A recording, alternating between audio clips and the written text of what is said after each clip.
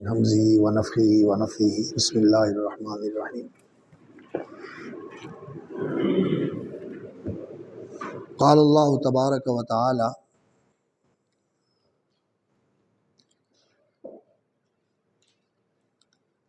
وَإِذَا الصُّحُفُ نُشِرَتْ وَإِذَا السَّمَاءُ كُشِطَتْ وَإِذَا الْجَحِيمُ سُعِّرَتْ وَإِذَا الْجَنَّةُ أُزْلِفَتْ عَلِمَتْ نَفْسٌ مَّا أَحْضَرَتْ۔ یہ جتنے اجزاء اوپر سے ذکر ہو رہے ہیں ان سب کا جواب جو ہے نا وہ اسی میں ہے، علمت نفس ما احضرت۔ جب قیامت کا زلزلہ برپا ہوگا اور وہ خوفناک بھونچال زمین پہ آئے گا اور قیامت کی چیخ اور چنگھاڑ سے انسان بے ہوش ہو جائیں گے، تو اس وقت بھی انسان کی یہی کیفیت ہوگی کہ اسے اس بات کی فکر پڑ جائے گی کہ میں نے کیا کیا ہے۔ اب تو حساب کا وقت آ گیا، اب تو اللہ کے سامنے پیشی، اللہ اکبر۔ یہاں عدالت میں انسان نے پیش ہونا ہو تو انسان کا خون خشک ہوتا ہے اور انسان کے ہونٹوں پہ پپڑیاں جم رہی ہوتی ہیں کہ میرے ساتھ کیا ہوگا، اور خاص طور پر جب انسان مجرم ہو۔ اگر بے گناہ ہو انسان پھر بھی پریشان ہوتا ہے، اور مجرم ہو تو پھر تو انسان کو بہت پریشانی ہوتی ہے۔ یہ دنیا کی عدالتوں کا حال ہے، اور اللہ رب العزت کی جو بے لاگ عدالت ہے، اور جہاں پورا پورا انصاف ہونے والا ہے، اور جہاں کوئی سفارشی بھی نہیں ہوگا اور کوئی جھوٹ بھی نہیں چلے گا اور کوئی کسی چیز کو چھپایا بھی نہیں جا سکے گا، اس کا خوف کیسے انسان کے اوپر طاری ہوگا؟ یہ قیامت کے بھونچال میں بھی سامنے آ جائے گا۔ اور پھر پہلے تو اللہ رب العزت نے کوئی چیزیں ایسی ذکر فرمائی ہیں، اذا الشمس کورت واذا النجوم انکدرت واذا الجبال سیرت واذا العشار عطلت واذا الوحوش حشرت واذا البحار سجرت۔ یہ بعض لوگوں نے واذا النفوس زوجت کو بھی اسی میں شامل کیا ہے۔ یہ 6 یا 7 آیتیں تو وہ ہیں جو نفخۃ الاولیٰ کے موقع پر رونما ہونے والی ہیں، ظہور پذیر ہونے والی ہیں۔ یہ 7 چیزیں روحیں جسم کے ساتھ جوڑ دی جائیں گی، یا انسان جو ہے وہ اس طرح گروہوں کے اندر تقسیم ہو جائیں گے۔ تو بعض لوگوں نے اس کو روحوں کو جسم کے ساتھ جوڑنا، یہ نفخۃ الساق جو اس وقت ہے اس کے ساتھ جوڑا ہوا ہے۔ اور بعض نے کہا کہ نہیں، وَإِذَا النُّفُوسُ زُوِّجَتْ وَإِذَا الْمَوْءُودَةُ سُئِلَتْ، یہاں سے پہلی 6 آیتیں جو ہیں نا وہ ہیں اس موقع کی جب ساقۃ القیامہ یا ساق القیامہ، قیامت کی وجہ سے بے ہوشی اور لوگوں کے اوپر سراسیمگی طاری ہوگی، یہ اس کا بیان ہے، النفخۃ الاولیٰ، نفخۃ الساق جس کو کہا جاتا ہے۔ اور ویسے بعض لوگوں نے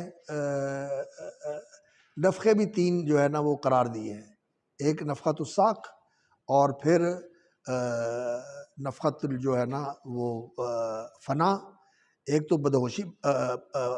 بے ہوش ہونے کے لیے آئے گا جب قیامت کے حالات شروع ہو جائیں گے اور قیامت کے آثار ظاہر ہونے لگیں گے، اور پھر ایسا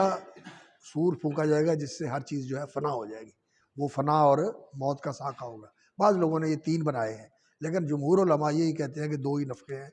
ایک نفخۃ الساق ہے اور ایک نفخۃ البعث ہے، جب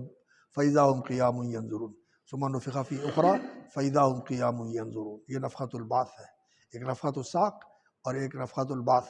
اور بعض نے 3 قرار دیے ہیں، وہ کہتے ہیں کہ ایک نفخۃ الساق ہے جب لوگ بے ہوش ہو جائیں گے، اور پھر نفخۃ الموت ہے جب لوگوں کے اوپر موت طاری ہو جائے گی، اور پھر اس کے بعد نفخۃ البعث ہے، دوبارہ سب لوگوں کو پھر اٹھایا جائے گا۔ تو یہ پہلی جو آیات ہیں یہ نفخۃ الساق سے تعلق رکھتی ہیں۔ اور وَإِذَا النُّفُوسُ زُوِّجَتْ وَإِذَا الْمَوْءُودَةُ سُئِلَتْ، پھر یہ جب حشر کے بعد جب لوگ اکٹھے کر لیے جائیں گے اور میدان محشر کے اندر حساب کا مرحلہ شروع ہوگا، تو اس وقت کا یہ منظر بیان کیا گیا ہے۔ وَإِذَا النُّفُوسُ زُوِّجَتْ وَإِذَا الْمَوْءُودَةُ سُئِلَتْ بِأَيِّ ذَنبٍ قُتِلَتْ۔ اور جو اللہ کے حقوق ہیں ان کے بارے میں جو سب سے پہلا سوال ہوگا وہ نماز کے بارے میں ہوگا۔ جو اللہ کے حقوق ہیں ان میں سب سے پہلے جو ہے وہ نماز کے بارے میں پوچھا جائے گا کہ نماز پڑھتا تھا یا نہیں پڑھتا تھا۔ تو اور باقی جو بہت بڑے بڑے کافر ہیں، اللہ کو نہ ماننے والے اور اسی طرح اللہ کے ساتھ شرک کرنے والے، قیامت کا انکار کرنے والے، ان کو تو جہنم نے پہلے ہی اٹھا کے جو ہے نا وہ پکڑ لینا ہے۔ لیکن جن کے لیے حساب کا مرحلہ شروع ہوگا تو وہ لوگ جو نماز نہیں پڑھتے، اللہ رب العزت کے حقوق کے بارے میں تو سب سے پہلے نماز کا حساب لیا جائے گا، جیسا کہ احادیث سے معلوم ہوتا ہے۔ اور انسانوں کے جو حقوق ہیں ان میں اول ما یقضی فی الدماء او کما قال صلی اللہ علیہ وسلم، خونوں کا حساب ہوگا، خونوں کا فیصلہ ہوگا۔ قاتل جو ہے اس کو مقتول نے پکڑا ہوا ہوگا اس کے گلے سے، اور اللہ رب العزت کی بارگاہ میں اس کو پیش کرے گا، تو وہ تو مدعی ہوگا، وہ تو مدعی ہوگا، اپنے قاتل کو پکڑ کے لائے گا اور اس کو کھینچ کے لائے گا کہ یہ دیکھو اس نے مجھے قتل کیا تھا۔ لیکن یہ جو بیچاری جان، بالکل معصوم جان، اور ظلم کے ساتھ جسے زندہ دفن کر دیا گیا، اس کا گلا بھی نہیں کاٹا گیا، اس کو اسی طرح زمین میں دفن کر دیا، زمین میں گاڑ دیا، تو اس کا مدعی اللہ خود بنے گا، اس کا مدعی اللہ بنے گا۔ بِأَيِّ ذَنبٍ قُتِلَتْ، یہ کس جرم کی پاداش میں تجھے اس موت سے دوچار کیا گیا اور تجھے زندہ زمین میں دفن کر دیا گیا؟ تو ظاہر ہے کہ اس کا کوئی گناہ نہیں، اس کا کوئی قصور نہیں، اس کا کوئی قصور نہیں۔ تو پھر جس کا مدعی اللہ بن کر کھڑا ہوگا سبحانہ و تعالی، اللہ اکبر، پھر جو اس پر زیادتی کرنے والا ہے اس کا جو انجام ہوگا، وہ جہاں انسان کوئی عذر معذرت پیش کر سکتا ہے تو کوئی ہیلا بہانہ بنائے گا، وہ تو بعد کی بات ہے کہ وہ قابل قبول ہوگا یا نہیں ہوگا، یہاں تو کوئی عذر بہانہ بنا ہی نہیں سکے گا انسان۔ اللہ تعالیٰ مدعی ہے اور اللہ کی عدالت میں دعویٰ ہے اور وہ بالکل بے قصور جان ہے، تو اس کا مطلب ہے کہ اس پر تو جو عذاب ٹوٹنے والا ہے اس کا تصور نہیں کیا جا سکتا۔ بِأَيِّ ذَنبٍ قُتِلَتْ، تو وَإِذَا النُّفُوسُ زُوِّجَتْ، اور یہ جو زمرہ بندی ہے انسانوں کی، یہ بھی احشروا الذین ظلموا وازواجہم وما کانوا یعبدون، احشروا الذین ظلموا وازواجہم، ازواج یعنی ان جیسے، جو ان جیسے ہیں ظالموں کے ساتھ، جو مشرک ہیں، جو منافق ہیں، جو چور ہیں، جو زانی ہیں، جو شرابی ہیں، جو جواری ہیں، جس طرح کے بھی لوگ ہیں، ان کی زمرہ بندی ہو جائے گی، ان کی گروہ بندی ہو کے ان کو گروہوں میں اکٹھا کر دیا جائے گا اور ان کو اللہ کے سامنے پیش کیا جائے گا۔ احشروا الذین ظلموا وازواجہم وما کانوا یعبدون من دون اللہ فاہدوہم الی صراط الجحیم وقفوہم انہم مسئولون۔ تو وَإِذَا الصُّحُفُ نُشِرَتْ، اور جب کہ صحیفے کھولے جائیں گے، صحیفوں سے مراد نامہ اعمال ہیں، اب انہیں کھولا جائے گا، اور ان کا کھولنا جو ہے وہ ایسے نہیں ہے کہ انسان جو ہے اس کو یہ دفتر جو ہے وہ ان کی ورق گردانی کرنی پڑے گی اور ڈھونڈنا پڑے گا، تلاش کرنا پڑے گا، نہیں، اللہ رب العزت نے ایسا انتظام کیا ہوا ہے، یہ صحیفے بھی موجود ہیں، یہ ریکارڈ اور طومار بھی پوری طرح سامنے موجود ہے، اور جو انسان کا عمل ہے وہ بھی انسان کے سامنے ہوگا۔ وَوَجَدُوا مَا عَمِلُوا حَاضِرًا مَا لِهَذَا الْكِتَابِ لَا يُغَادِرُ صَغِيرَةً وَلَا كَبِيرَةً إِلَّا أَحْصَاهَا وَوَجَدُوا مَا عَمِلُوا حَاضِرًا۔ اللہ اکبر۔ يَوْمَ تَجِدُ كُلُّ نَفْسٍ مَا عَمِلَتْ مِنْ خَيْرٍ مُحْضَرًا مَا عَمِلَتْ مِنْ سُوءٍ، جو انسان کے نیک اعمال ہیں وہ بھی انسان کے سامنے ہوں گے۔ آج انسان کی رسائی جو ہے وہ اس ٹیکنالوجی سے یہاں تک ہو گئی ہے کہ انسان نے آواز اور تصویر کو محفوظ کر لیا ہے، آواز بھی محفوظ ہے اور ایکشن بھی محفوظ ہے، جو کچھ انسان نے کیا وہ پورا سامنے موجود ہوتا ہے۔ اور یہ جو اس کی یہ جو گفتگو کرتے ہیں ہم موبائل کے اوپر اور پیغام رسانی ہوتی ہے اور بات چیت ہوتی ہے، وہ جب آتے ہیں وہ پتہ نہیں کیا اس کو ٹیکنالوجی کا نام انہوں نے رکھا ہوا ہے، ہاں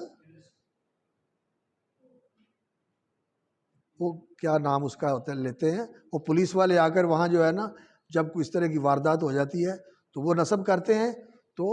اس سے تھوڑی دیر پہلے جو ہونے والی کالیں ہیں اور جو ہونے والے ایکشن ہیں اس کا ریکارڈ جو ہے نا ان کے سامنے آ جاتا ہے۔ تو اس طرح کی ٹیکنالوجی انسان کے پاس ہے، اور اللہ رب العزت کے پاس کیا کیا قدرتیں اور قوتیں ہیں، یہ انسان کے تصور سے مافوق چیز ہے، مافوق ادراک ہے، ہم اس کا ادراک نہیں کر سکتے اللہ رب العزت نے کیسے کرنا ہے۔ انسان کے نیک اعمال بھی اس کے سامنے آ جائیں گے اپنی اپنی حیت کے اندر، اور اس طرح اس کے برے اعمال بھی اس کے سامنے آ جائیں گے۔ اللہ اکبر، کہ وجدوا ما عملوا حاضرا ولا یظلم ربک احدا، نا ما لهذا الکتاب لا یغادر صغیرۃ ولا کبیرۃ الا احصاها وجدوا ما عملوا حاضرا ولا یظلم ربک احدا۔ عمل ہوگا اور اس کے مطابق پورا پورا انصاف کیا جائے گا، اور جس کی جو سزا بنتی ہے وہی اس کو ملے گی، اور اس میں اضافہ نہیں کیا جائے گا۔ اللہ رب العزت کسی کی حق تلفی بھی نہیں کرے گا اور کسی کے ساتھ زیادتی بھی نہیں کرے گا۔ وَإِذَا الصُّحُفُ نُشِرَتْ،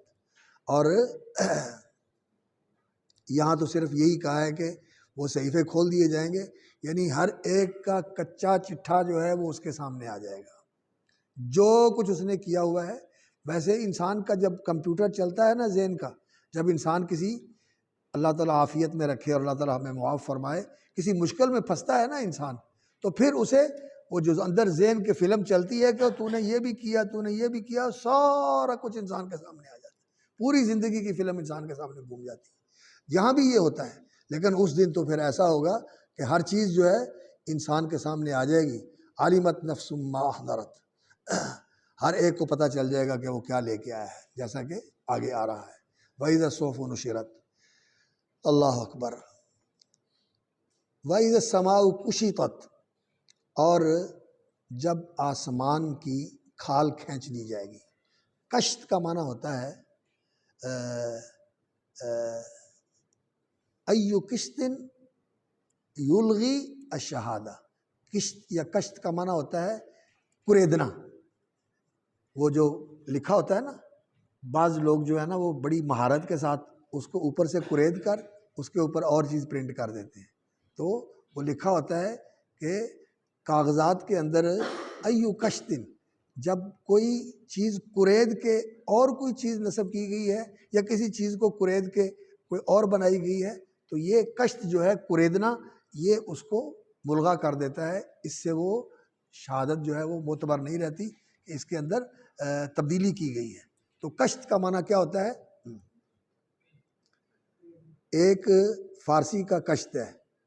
یا کشت ہے، کشتن مارنا ہوتا ہے، اور کشتن جو ہے وہ بونا ہوتا ہے، کشتن بونا ہوتا ہے، کاشتکار جس سے نکلتا ہے، تو کشتن جو ہے نا یہ مارنا ہوتا ہے۔ اور یہ جو عربی کا ہے یہ طا کے ساتھ ہے، کشت، اس کا معنی ہوتا ہے کھال اتارنا، کھال کھینچنا۔ اذا السماء کشطت، اصل میں یہ ہے کہ کسی چیز کو زائل کر دینا۔ آسمان جو اس وقت ایک مضبوط چھت کی صورت میں اس پوری کائنات کے اوپر چھت کے طور پر موجود ہے، اور بڑی مضبوط چھت ہے یہ، کہ اس میں کوئی کسی قسم کا شگاف نہیں ہے، کسی جگہ سے کوئی ادھڑی ہوئی نہیں ہے، کسی جگہ سے کوئی اس میں شگاف نہیں ہے، کوئی خلل نہیں ہے، کوئی سوراخ نہیں ہے۔ پوری کائنات کے اوپر جہاں بھی آپ چلے جائیں آپ کو آسمان چھت کے طور پر اوپر نظر آتا ہے۔ تو اس کے اوپر جو پردہ ہے، اس پردے کو اتار دیا جائے گا، اس پردے کو اتار دیا جائے گا، جیسا کہ کسی چیز کو جو اوپر پردہ ڈالا ہوتا ہے اس کو کھینچ دیا جاتا ہے، جیسے جسم کے اوپر کھال ہوتی ہے، ذبیحے کی کھال کو کھینچ لیا جاتا ہے، اونٹ کی اور بکری کی، اسی طرح آسمان کی جو چھت ہے اس کا پردہ ہٹا دیا جائے گا، اور فتحت السماء، آسمان کو کھول دیا جائے گا، اور انشقت السماء انفطرت، السماء انشقت، آسمان جو ہے وہ پھٹ جائے گا، اس کے اندر انشقاق ہو جائے گا، اس کے اندر شگاف پڑ جائیں گے، جیسے آگے صورتوں میں آ رہا ہے۔ اور فَإِذَا انشقت السماء فَكَانَتْ وَرْدَةً كَالدِّهَانِ، فَإِذَا انشقت السماء، اور جب آسمان پھٹ جائے گا، فَكَانَتْ وَرْدَةً كَالدِّهَانِ، اور وہ سرخ ہو جائے گی چمڑی کی طرح، فکانت وردتن کالدہان، وہ چمڑے کی طرح سرخ ہو جائے گی۔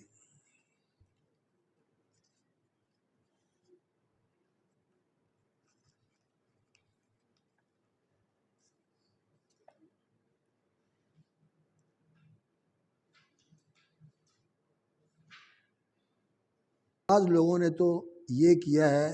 سرخ دھوڑی کی طرح۔ دھوڑی جو ہے نا بڑے جانور کی کھال کو کہتے ہیں، دھوڑی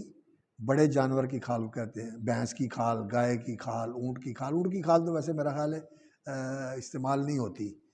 جوتے وغیرہ بنانے میں، کہتے ہیں کہ وہ کوئی پائیدار نہیں ہوتی، لیکن یہ دوسری کھالیں جو ہیں لباس میں استعمال ہوتی ہیں اور جوتوں میں استعمال ہوتی ہیں۔ تو بڑے جانور کی کھال کو دہان کہا جاتا ہے، اور وردتن سرخ گلاب کی طرح ہو جائے گی۔ تو جب کھال کھینچی جاتی ہے تو نیچے سے سرخ گوشت رونما ہو جاتا ہے، سرخ گوشت جو ہے وہ ظاہر ہو جاتا ہے، تو آسمان جو ہے وہ سرخ ہو جائے گا۔ یعنی وَإِذَا السَّمَاءُ كُشِطَتْ، یہ آسمان کی اوپر سے کھال کھینچ لی جائے گی اور اوپر سے پردہ ہٹا دیا جائے گا، اور نیچے سے سرخ آسمان جو ہے وہ نکل آئے گا، اور وہ بھی پھٹ جائے گا۔ اس کے اندر بھی فُتِحَتِ السَّمَاءُ فَكَانَتْ أَبْوَابًا، اور انشقت اور انفطرت، انفطار کا معنی بھی پھٹنا ہوتا ہے اور انشقاق کا معنی بھی پھٹنا ہوتا ہے۔ فکانت وردتن کالدہان۔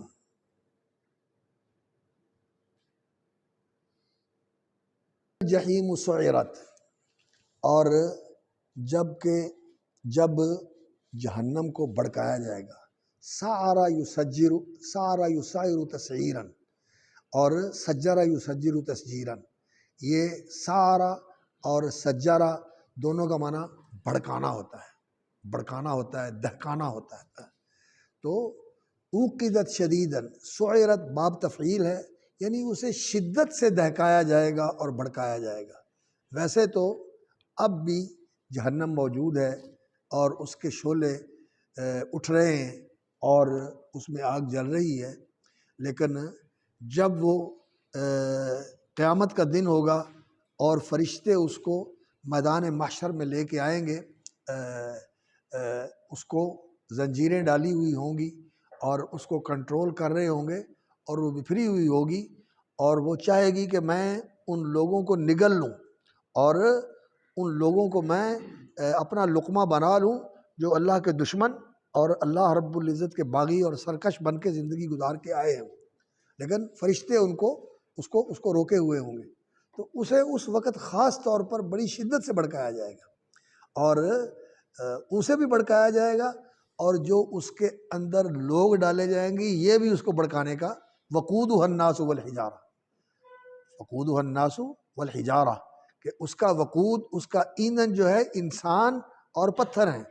تو انسان اور پتھر اس میں ڈالے جائیں گے تو وہ اور زیادہ بھڑکے گی۔ وَإِذَا الْجَحِيمُ سُعِّرَتْ، جہنم آج بھی موجود ہے اور وہ مخلوق ہے، اسی طرح جنت بھی موجود ہے، تو یہ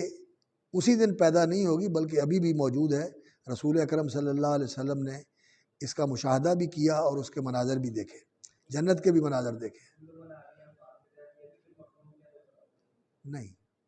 یہ موجود رہے گی، بعض چیزیں، عرش ہے، کرسی ہے، جنت ہے، جہنم ہے، فرشتے ہیں، ان کے اوپر نہیں ہے فنا۔ اسی لیے کہتے ہیں نا کہ ہر عموم کے اندر خصوص ہوتا ہے، مَا مِنْ عَامٍ إِلَّا وَقَدْ خُصَّ۔ وَإِذَا الْجَنَّةُ أُزْلِفَتْ، اور جب جنت کو قریب کر دیا جائے گا۔ ازلف یزلف، ازلاف کا معنی ہوتا ہے کسی چیز کو قریب لے آنا، زلفا اسی سے نکلا ہے، مَا نَعْبُدُهُمْ إِلَّا لِيُقَرِّبُونَا إِلَى اللَّهِ زُلْفَا۔ تزلف یہ تقرب کے لیے استعمال ہوتا ہے، کوئی چاپلوسی کر کے نا، کسی کی خوشامد کر کے، تو کہتے ہیں فلان زلف الی فلان، وہ اس کا قرب حاصل کرنے کی کوشش کرتا ہے، اس کی چاپلوسی کر کے، اس کی خوشامد کر کے اس کے قریب ہونے کی کوشش کرتا ہے۔ تو زلفا کا معنی ہوتا ہے قریب ہونا، متقین غیر بعید، اور یہ جنت جو ہے وہ پرہیزگاروں کے قریب کر دی جائے گی، غیر بعید، اور وہ ان سے دور نہیں ہے، یعنی وہ قریب ہی ہوگی لیکن ان کے اور قریب کر دی جائے گی، ان کے اور قریب کر دی جائے گی۔ وَأُزْلِفَتِ الْجَنَّةُ لِلْمُتَّقِينَ وَإِذَا الْجَنَّةُ أُزْلِفَتْ عَلِمَتْ نَفْسٌ مَّا أَحْضَرَتْ، تو ہر ایک جان جان لے گی ما احضرت، وہ کیا لے کے آئی ہے، وہ کیا لے کے آئی ہے، کیا لے کے آئی ہے، خیر اور شر۔ یہ اس اذا کا جواب ہے جو پیچھے مذکور ہے، یعنی اس سے مراد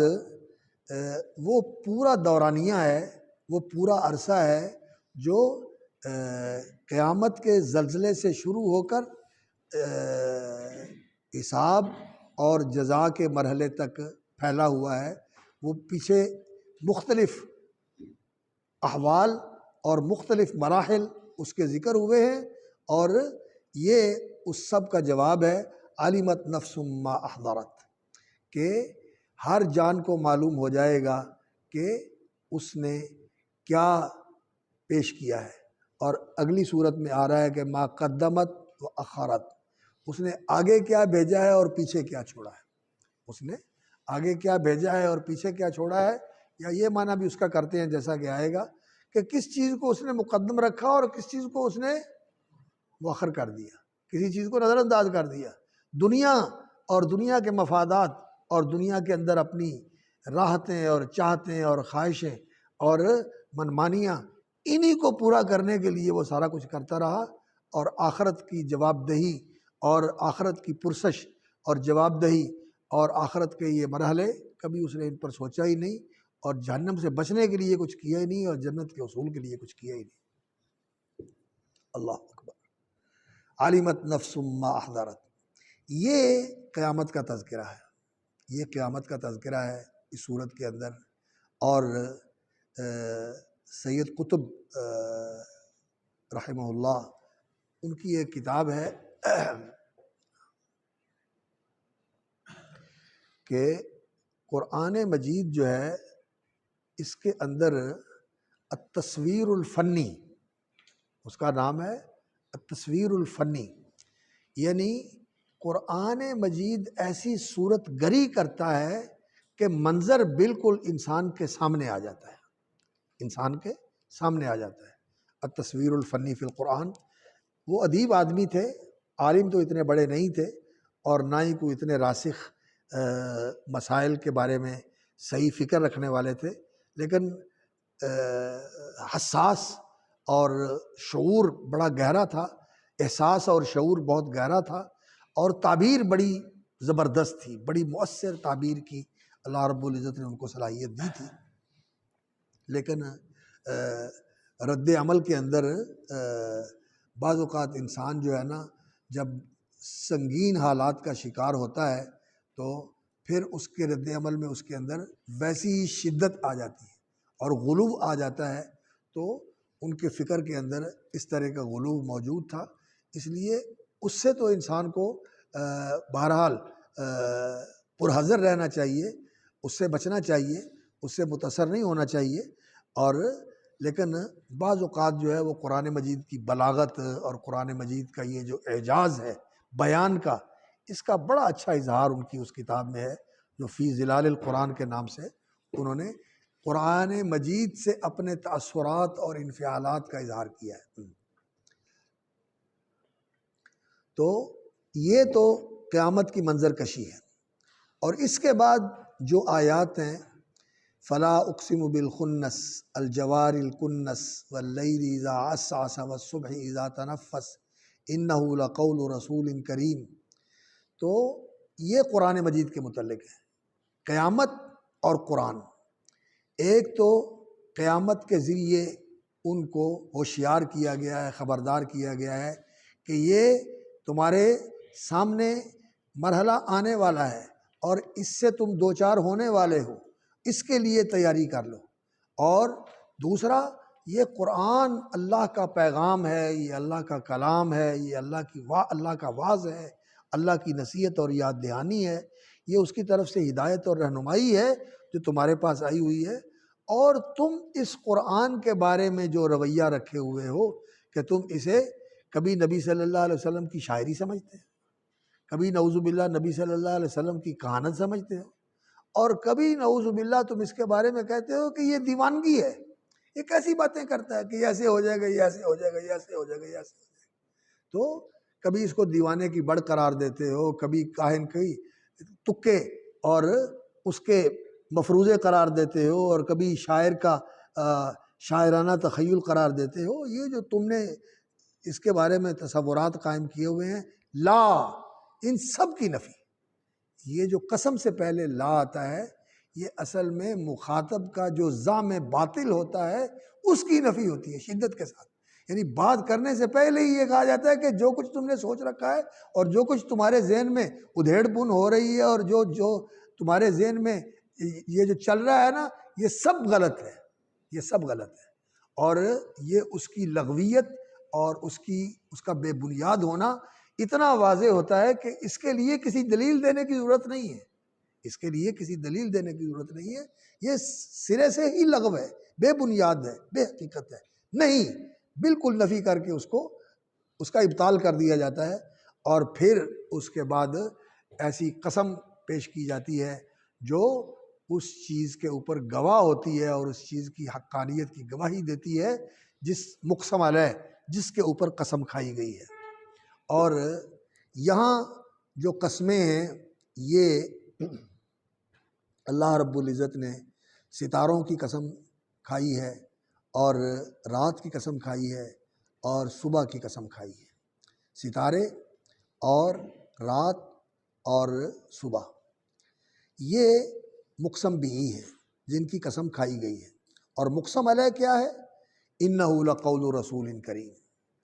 اور ما صاحبکم بمجنون۔ مقسم علیہ یہ ہے کہ یہ قرآن جو ہے قول رسول کریم، اور یہ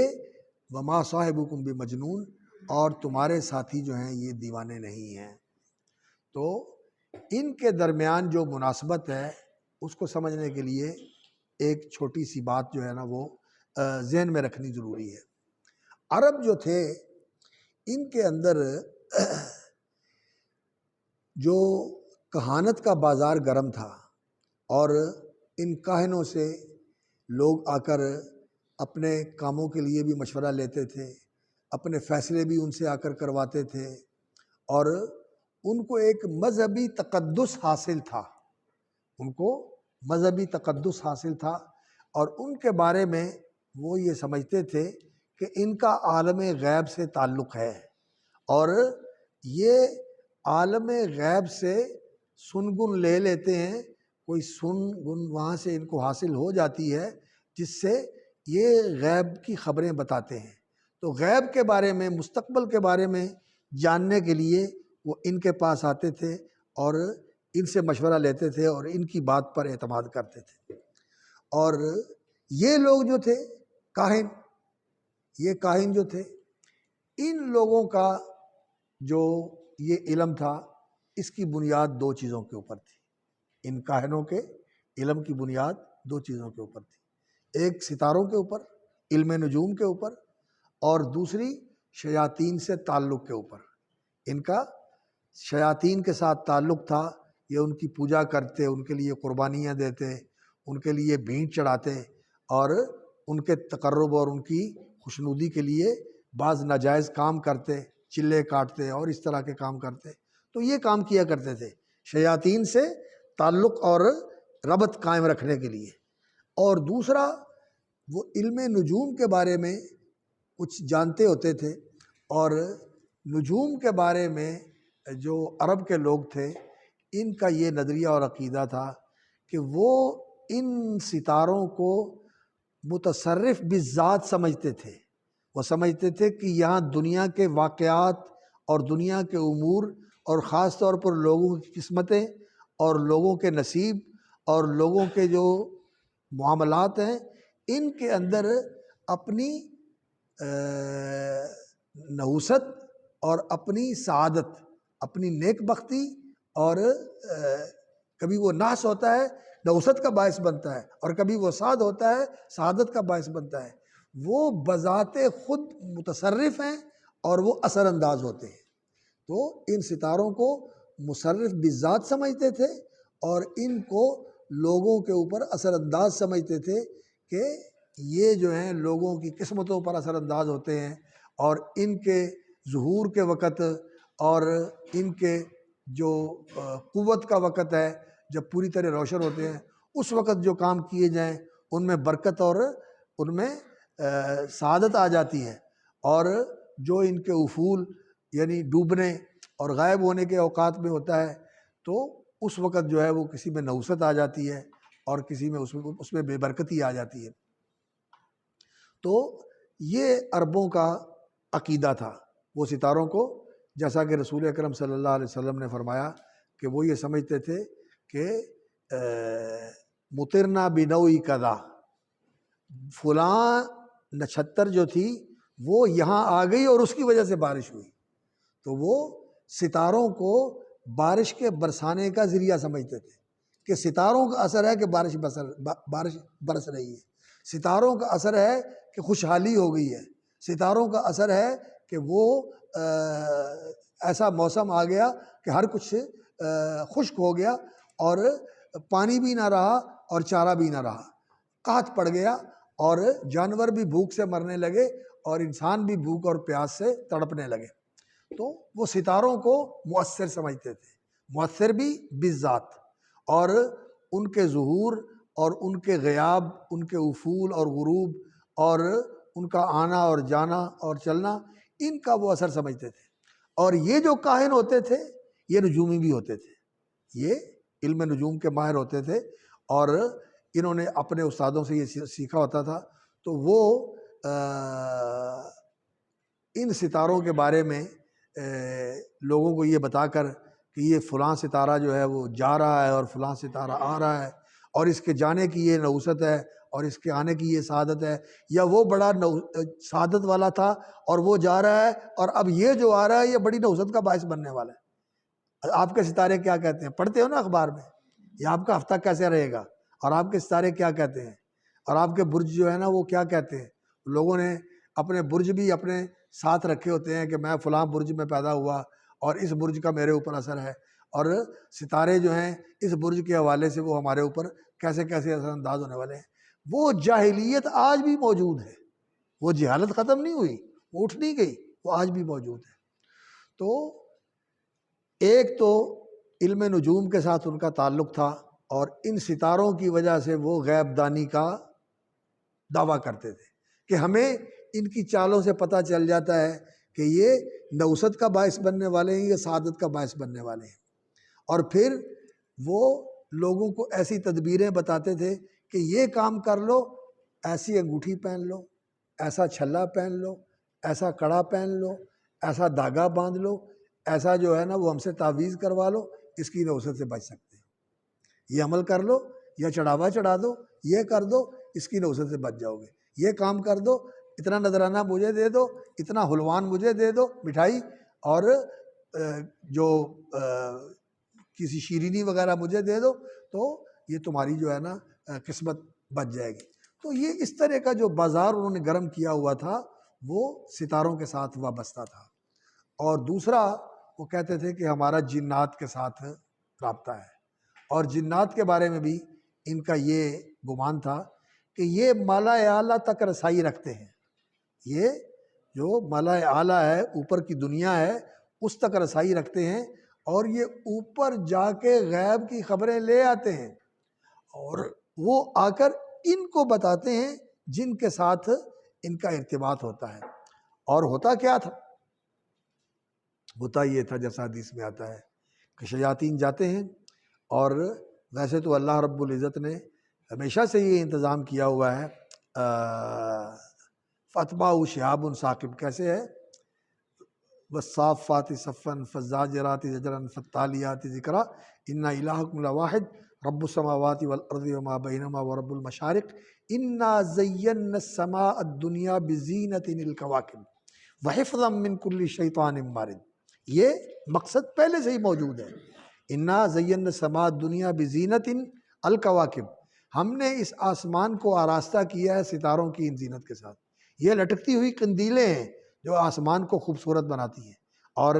اندھیری رات کے اندر چمکتے ہوئے ستارے کیسا خوبصورت منظر پیش کرتے ہیں۔ اِنَّا زَيَّنَّا السَّمَاءَ الدُّنْيَا بِزِينَةٍ الْكَوَاكِبِ وَحِفْظًا مِّن كُلِّ شَيْطَانٍ مَارِدٍ، اور یہ حفاظت کا سامان ہے ہر سرکش شیطان سے، جب وہ اوپر ملائے اعلیٰ کی سنگن لینے کے لیے آتے ہیں تو وَحِفْظًا مِّن كُلِّ شَيْطَانٍ مارد، آگے لا يَسَّمَّعُونَ إِلَى الْمَلَإِ الْأَعْلَى، وہ آسمان بالا کے طرف جا کے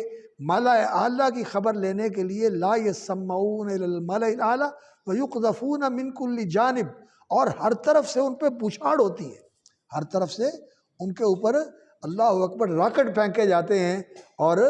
یہ بڑے بڑے آگ کے انگارے چھوڑے جاتے ہیں جو کسی کو جلا دیتے ہیں اور کسی کو بھگا دیتے ہیں۔ کوئی تو جل کے بھسم ہو جاتا ہے، ختم ہو جاتا ہے اس کا نشانہ بن کے، اور کوئی اس کے خوف سے بھاگ کے نیچے آ جاتا ہے۔ وَيُقْذَفُونَ مِن كُلِّ جانب دُحُورًا وَلَهُمْ عَذَابٌ وَاصِبٌ إِلَّا مَنْ خَطِفَ الْخَطْفَةَ،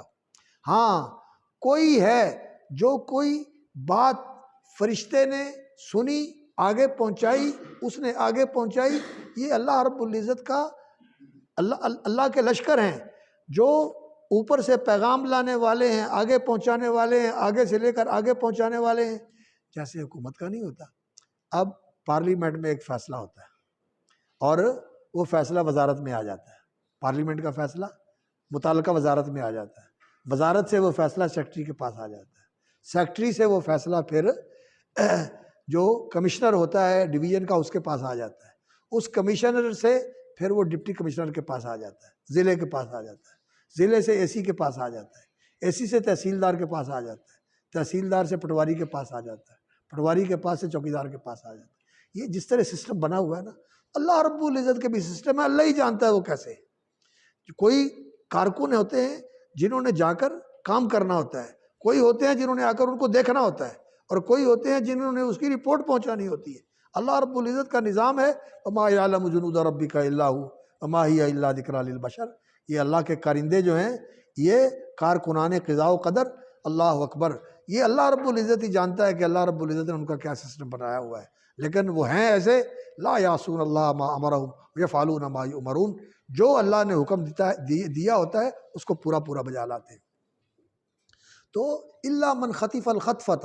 جو کوئی چیز اچکتا ہے فاتبعہ شہاب ثاقب، تو پھر اس کے پیچھے ایک ایسا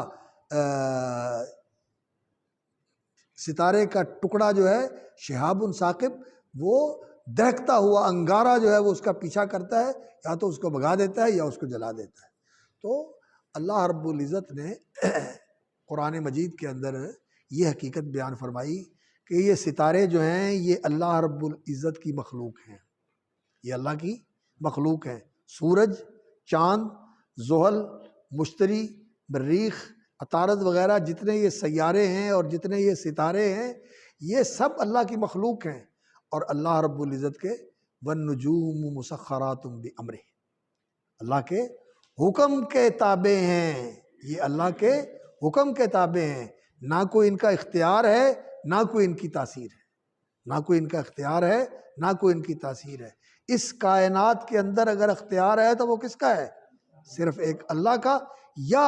جتنا کچھ اللہ رب العزت نے کسی کو محدود اختیار دیا ہوا ہے۔ جانوروں کو بھی ایک دائرے کے اندر کچھ اختیار بخشا گیا ہے، اور انسانوں کو بھی ایک دائرے کے اندر اختیار بخشا گیا ہے، لیکن جو کچھ ہوتا ہے اللہ کے براہ راست اذن سے ہوتا ہے، اللہ کے براہ راست اذن سے ہوتا ہے۔ تو وَالنُّجُومُ مُسَخَّرَاتٌ بِأَمْرِهِ، اور اسی طرح اللہ رب العزت نے جہاں قرآن مجید کی حقانیت بیان فرمائی ہے تو وہاں ستاروں کا ذکر فرمایا ہے کہ ان ستاروں کے بارے میں جو ان کا یہ نظریہ تھا علم نجوم کا کہ یہ مؤثر بذات ہیں اور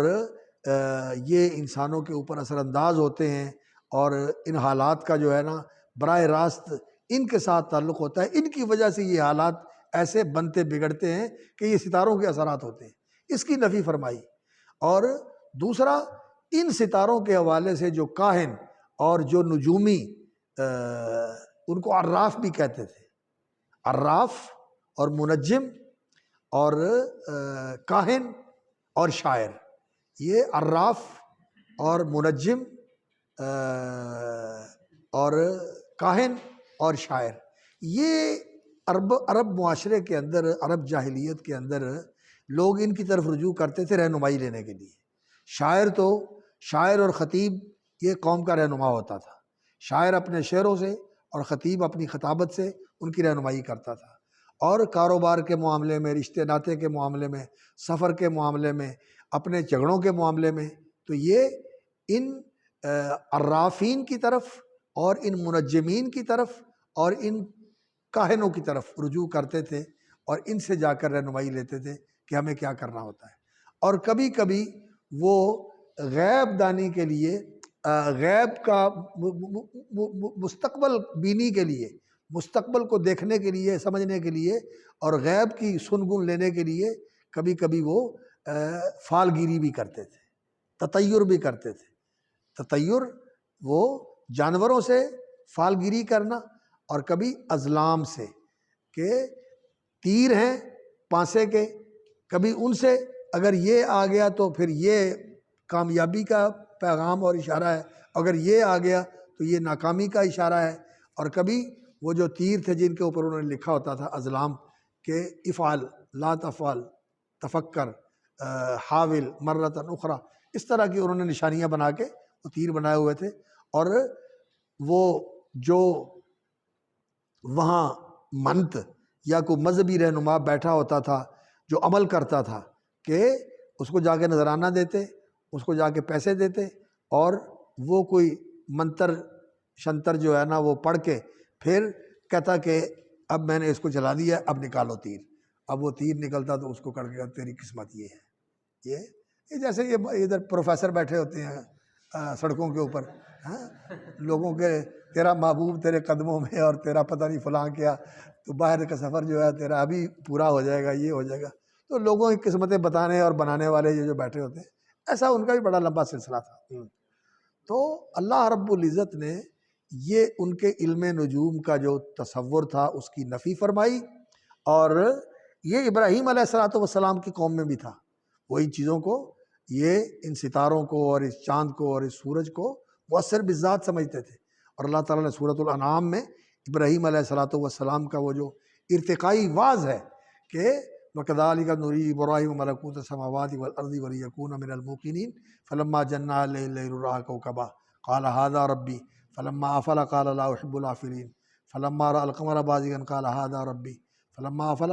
قَالَ إِن لَّمْ يَهْدِنِي رَبِّي لَأَكُونَنَّ مِنَ الضَّالِّينَ فَلَمَّا رَأَى الشَّمْسَ بَازِغَةً قَالَ هَٰذَا رَبِّي هَٰذَا أَكْبَرُ فَلَمَّا أَفَلَتْ قَالَ يَا قَوْمِ إِنِّي بَرِيءٌ مِّمَّا تُشْرِكُونَ۔ تو وہ لوگ بھی ایسے تھے، یہ عراق کے لوگ تھے،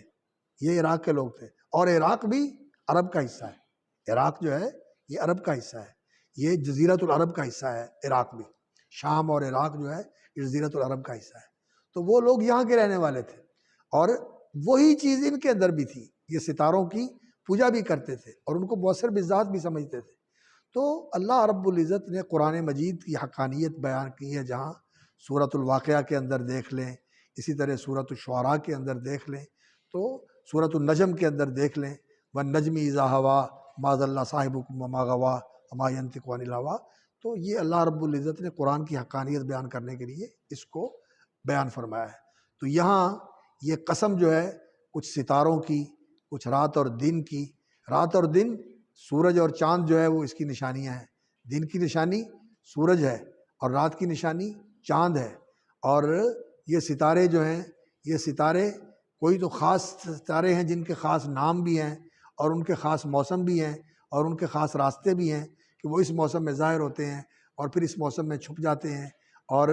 اس وقت وہ ظاہر ہوتے ہیں اور اس وقت جا کر وہ غائب ہو جاتے ہیں۔ یہ میں تو نہیں جانتا، اور آج کل ہمارے لوگ جانتے بھی نہیں ہیں، لیکن پہلے ہمارے علماء جو ہیں یہ پڑھا بھی کرتے تھے، ان ستاروں کے بارے میں پڑھا بھی کرتے تھے۔ اور ویسے یہ فلکیات کا جو علم ہے آج کل سائنس کی وجہ سے اور دوربین کی وجہ سے اور ان رصد گاہوں کی وجہ سے اس کے بارے میں انسان نے کافی ساری معلومات حاصل کر لی ہیں۔ اور پھر یہ جو خلائی رصد گاہیں ہیں، جو رصد گاہیں خلا کے اندر چھوڑی گئی ہیں، اور وہ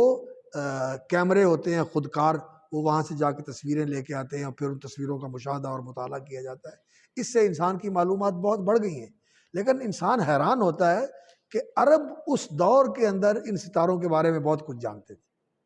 حالانکہ ان کے پاس یہ ٹیکنالوجی نہیں تھی۔ ان کے پاس ان کے نام، ان کے سفر اور ان کے طلوع و غروب کے موسم، یہ انسان حیران ہو جاتا ہے کہ کیسے ان لوگوں کا مشاہدہ تھا اور اتنا باریک ان کا مشاہدہ تھا، اور یہ ساری چیزیں ان کے ادب کے اندر اور ان کی لغت کے اندر موجود ہیں۔ تو بہرحال جو ان کا نظریہ تھا ستاروں کے متعلق، اس کی تردید فرمائی قرآن مجید نے، اور ان کاہنوں کے متعلق اور ان عرافین کے متعلق اور ان منجمین کے متعلق جو ان کا نظریہ تھا اس کی بھی تردید فرمائی، اور یہ بتایا کہ رسول اللہ صلی اللہ علیہ وسلم نہ ان کا کوئی علم نجوم کے ساتھ تعلق ہے، منجم ہیں، نہ یہ عراف ہیں، اور نہ ہی یہ کاہن ہیں، نہ ہی یہ شاعر ہیں، اور نہ ہی نعوذ باللہ یہ مجنون ہیں، یہ اللہ کے رسول ہیں۔ اور جو فرشتہ یہ اللہ کا کلام لے کر آتا ہے وہ کلام جو ہے وہ اللہ رب العزت کا برتر کلام ہے، اور وہ فرشتہ بڑا پاک مقدس فرشتہ ہے، اور اس کی اللہ کے ہاں بڑی قدر و منزلت ہے، اور بہت زیادہ شان اور مرتبہ رکھنے والا فرشتہ ہے۔ تو وہ اللہ کی طرف سے یہ پیغام لے کے آیا ہے۔ تو